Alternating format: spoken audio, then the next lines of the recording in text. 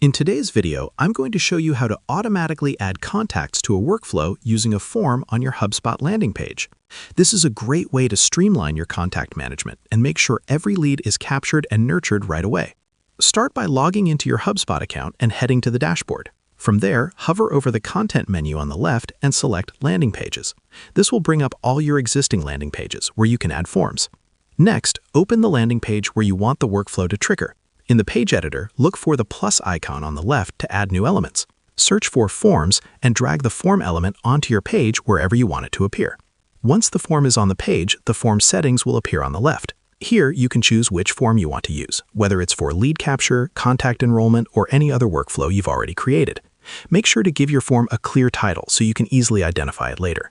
After selecting your form, preview your page to see how it looks. If everything looks good, click Publish to make your page live. HubSpot often saves changes automatically, but if you see a Save button, click it to confirm all your edits. And that's it. Now whenever someone submits that form, they'll automatically be enrolled in the workflow you set up, saving you time and keeping your lead management organized. And that's how you add contacts to a workflow with a form on a HubSpot page. Share this video and subscribe for more helpful tutorials.